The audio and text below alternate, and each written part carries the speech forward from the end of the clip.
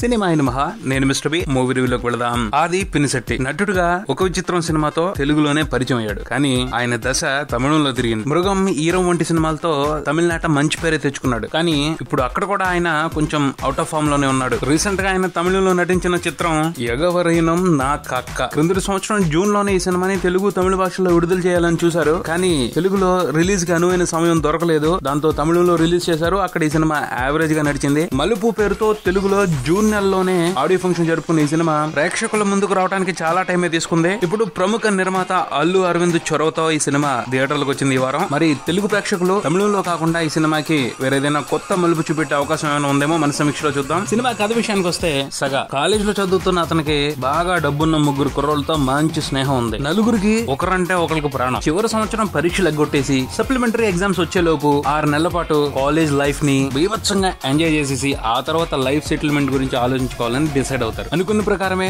Non stop గా enjoy చేస్తూ ఉంటారు. అలా జాయ్ గా ఉన్న వాళ్ళ లైఫ్ ని ఓ December 31st నైట్ ఊహించని మలుపు తిప్పుతుంది. ఆ మలుపుతో వాళ్ళ జీవితాలు ఊహించని విధంగా డిస్టర్బ్ అవుతాయి. అందరికంటే ఎక్కువగా సఫర్ అయ్యేది సగానే. ఆ బ్యాడ్ సిచ్యువేషన్ నుండి బయటపడడానికి సగానే పూనుకోవాల్సి వస్తుంది. ఆ పైన నలుగురు ఫ్రెండ్స్ జీవితాల్లో ఏర్పడ్డ డిస్టర్బెన్స్ ని క్లియర్ చేయడంలో సగా సక్సెస్ అయ్యాడా లేదా అన్నదే సినిమా మిగిలిన కదా. సినిమా విశ్లేషణ విషయానికి వస్తే, గడిచిన తరానికి సంబంధించిన ప్రముఖ దర్శకుడు రవిరాజ పినిశెట్టి తెలుగు ప్రేక్షకులకి సుపరిచితులే. ఆది పినిశెట్టి ఆయన కొడుకైన అందరికీ తెలుసు. పోతే ఈ మలుపు సినిమాతో ఆయన పెద్ద కొడుకు సత్యప్రభాస్ దర్శకుడిగా పరిచయం అవటం విశేషం. అంటే తమ్ముడిని హీరోగా పెట్టుకుని అన్న డైరెక్ట్ చేశాడు. తొలి సినిమా అని చెప్పుకుంటే ఈ మలుపు సినిమాని సత్యప్రభాస్ బ్రహ్మాండంగా తెరకెక్కించారని మాట్లాడుకోవాలి. ముఖ్యంగా టెక్నికల్ ఫీల్డ్స్ ని అతను డీల్ చేసిన విధానం సూపర్ ఇంప్రెసివ్ గా ఉంది. Cinematography, music, especially background score fantastic గా ఉన్నాయి. సత్యప్రభాస్ సినిమాని పిక్చరైజ్ చేసిన విధానం కూడా చాలా బాగుంది. ఈ సినిమా కథ కోసం ఆయన డిజైన్ చేసిన క్యారెక్టర్స్, ఆ క్యారెక్టర్స్ లో నటించడం కోసం ఎంచుకున్న ఆర్టిస్టులు అందరూ కూడా పర్ఫెక్ట్ గానే ఉన్నారు. ప్రతి ఆర్టిస్ట్ నుంచి కూడా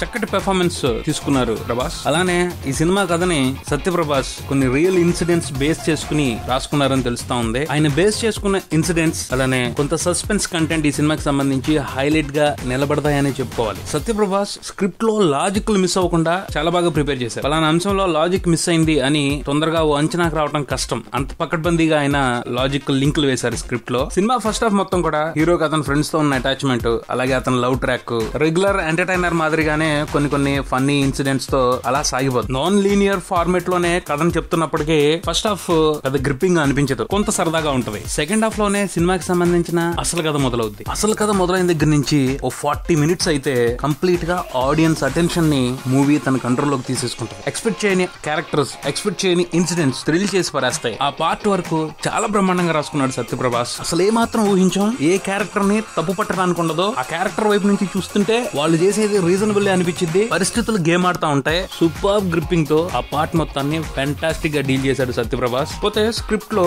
సస్పెన్స్ కు సంబంధించి ఇంట్రెస్టింగ్ ఎలిమెంట్స్ ని ఇన్వాల్వ్ చేశాడు. కానీ ఆ సస్పెన్స్ ని రివీల్ చేయడానికి సింపుల్ వేలు ఎంచుకున్నాడు. సస్పెన్స్ ఎలా రివీల్ అవుతుందని కాదు, రివీల్ అయిన తర్వాత దాని ఇంపాక్ట్ హీరో అతని ఫ్రెండ్స్ మీద పడిద్ది అనమాట. దాని మీద ఎక్కువ కాన్సన్ట్రేట్ చేశాడు. బేసిక్ గా అయితే పరిస్థితుల్ని పవర్ఫుల్ గా చేసి క్యారెక్టర్స్ అన్నిటిని కూడా దాని చేతిలో పావుల్ని చేశాడు. చివరికి క్లైమాక్స్ కూడా సిచ్యువేషన్స్, దయాదాక్షిణ్యాల మీద ఆధారపడి ఉంటది. అంటే పరిస్థితులు కలిసి వస్తే హీరో అతని ఫ్రెండ్స్ బతికి బట్టకడతారు, లేదంటే పోతాయి. అంటే ఇలా రాసుకోవడం తప్పని చెప్పడం కాదు. సినిమా అంటే కొన్ని పట్టు విడుపులు ఉండాలి. రెగ్యులర్ కమర్షియల్ ఫార్మాట్ కు దూరంగా వెళ్లిపోయి పర్ఫెక్ట్ గా ఏదైనా సినిమా చేస్తున్నామంటే ఈ పట్టు విడుపుల గురించి పట్టించుకునే అవసరం లేదు. కానీ కమర్షియల్ అడ్వాంటేజ్ కావాలి అనుకున్నప్పుడు మాత్రం ఆడియన్స్ ఇంట్రెస్ట్ ని తప్పకుండా పరిశీలనలోకి తీసుకోవాలి. ఈయన కూడా మొత్తాన్ని పర్ఫెక్ట్ గా రాసేసుకున్నాడు అని చెప్పడానికి లేదు. సినిమాటిక్ అడ్వాంటేజెస్ కొన్నిటిని కమర్షియల్ పర్పస్ కోసం వాడుకున్నారు. అలా చూసుకున్నప్పుడు దర్శకుడు సత్యప్రభాస్ 2 విషయాలుగా మిస్ క్యాలిక్యులేషన్ వేసుకున్నారని చెప్పాలి. ఒకటి హీరో క్యారెక్టర్, 2 మొదలయ్యారు క్యారెక్టర్. ఈ 2 క్యారెక్టర్స్ ని కొంతవరకు పవర్ఫుల్ గానే ప్రెజెంట్ చేశారు. పవర్ఫుల్ గా ఉండే క్యారెక్టర్స్ సిచ్యువేషన్స్ కి న్యాయం చేయాలని, వాటి నేచర్ కి భిన్నంగా కామ్ గా ఉండటం అన్నిసార్లు కన్విన్సింగ్ గా అనిపించదు. హీరో క్యారెక్టర్ ని ఫస్ట్ హాఫ్ లో డేరింగ్ అండ్ డాషింగ్ అన్నట్టు చూపిస్తారు. సెకండ్ హాఫ్ వచ్చేప్పటికి ఎక్కడికక్కడ అతనికి బంధాలు వేసేసి అతనిలో ఉన్న హీరోయిజాన్ని బయటకు రానికుండా చేసేశారు. అలానే మొదలయ్యారు క్యారెక్టర్ చుట్టూతో కూడా కొన్ని లిమిటేషన్స్ పెట్టేశారు. ఇది కొంతవరకు కన్విన్సింగ్ గా అనిపించకపోవచ్చు. ఈ సినిమా చూసిన తర్వాత చాలా మంది ప్రేక్షకులకి అటువంటి ఫీలింగ్ కలిగే అవకాశాన్ని కొట్టిపారేయలేం. నటీనటుల అభినయం విషయానికి వస్తే అది బాగా చేశాడు. బేసిక్ గా అతని డైలాగ్ డెలివరీ చాలా ఇంప్రెసివ్ గా ఉంది. సినిమా మొత్తాన్ని కూడా